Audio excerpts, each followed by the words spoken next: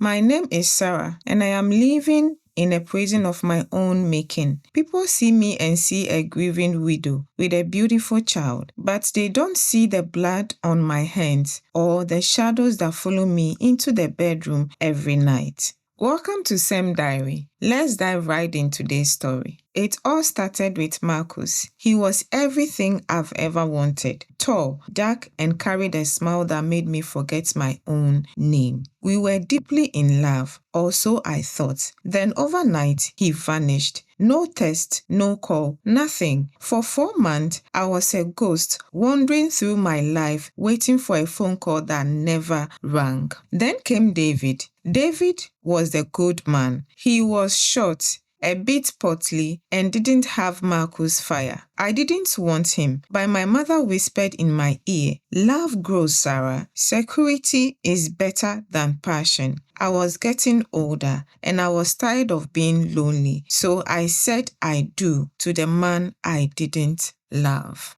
One Saturday, 3 years into our marriage, we were at the city market. David was waiting in the car when an old friend approached him. I walked up to join them and my heart stopped. Standing there, laughing with my husband, was Marcus. The air left my lungs. While they were busy catching up, I watched Marcus' fingers as he typed his number into David's phone. I memorized every digit. That night, I called him. He told me a story of being framed and sent to prison. He said he disappeared to protect me. I believed him because I wanted to. We began a secret, heated affair.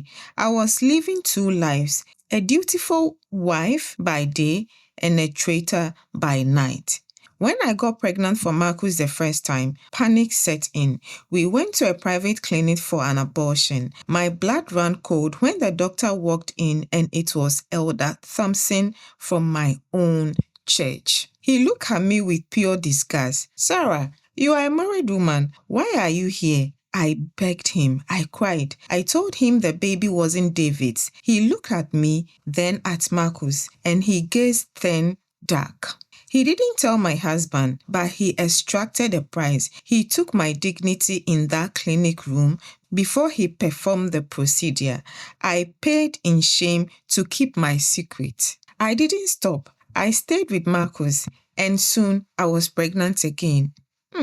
This time, I decided to keep it and let David believe it was his. One Tuesday morning, David kissed me goodbye and headed for work. An hour later, I got a call. A brake failure. His car had spun off the bridge. He didn't survive. I cried at the funeral, but deep down, a part of me felt free. I could finally be with Marcus. But God has a way of revealing the light. Months after our daughter was born, Marcus fell deathly ill. On his deathbed, gasping for air, he grabbed my hand. His eyes weren't filled with love anymore. They were filled with terror. "Sarah," he whispered, "I didn't want to lose you again. The day David died, I went to your house at night. I tampered with his brakes. I killed him for us." Marcus died that night, leaving me with his confession and his child. Now I am alone, but I'm not truly alone. Every night at 3 a.m.,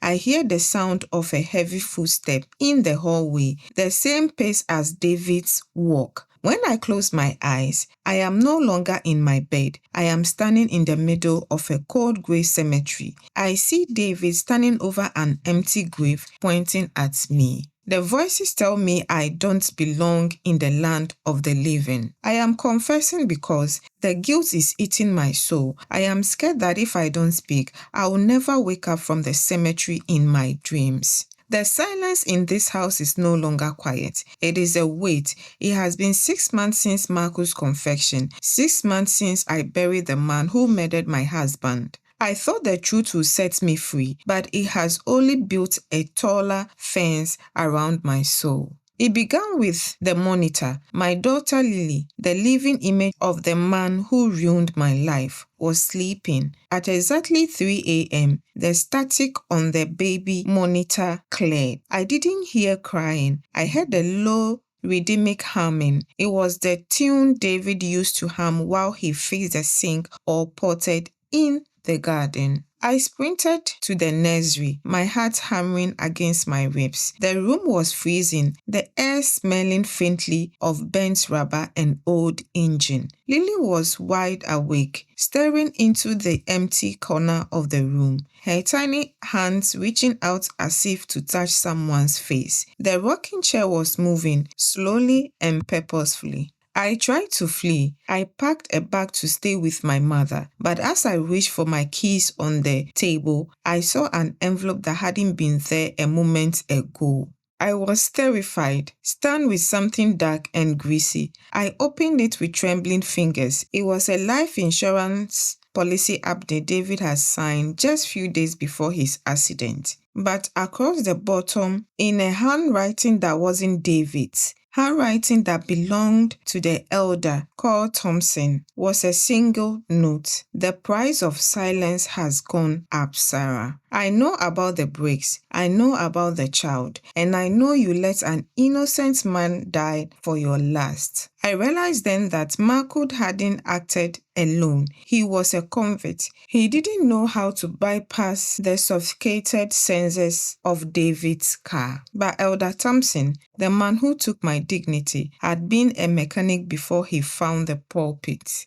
I drove to the church in a daze, the grey cemetery of my dreams bleeding into the real world. The bench were empty, the shadows along and jagged. I found Thompson in the vestry polishing the silver communion cups. You helped him, I whispered, my voice cracking. You helped Marcus kill David, right? He didn't even look up. David was a weak man, Sarah. He didn't deserve a woman like you. And he certainly didn't deserve the wealth his family left him. He finally turned, his eyes colder than the clinic room. Marcus was supposed to split the inheritance with me, but he died. Now, you are the one who owes the debt. He moved towards me. I can tell the police everything, or you can continue to pay the price. That night, the dream changed. I wasn't standing over in an empty grave anymore. I was standing in the middle of the bridge where David died. The air was filled with the screeching of the tires and the smell of salt. I saw the car, David's car, submerged in the black water below. But this time, David wasn't pointing at me. He was pointing at the passenger seat. I looked closer. There was a second figure in the car, a shadow.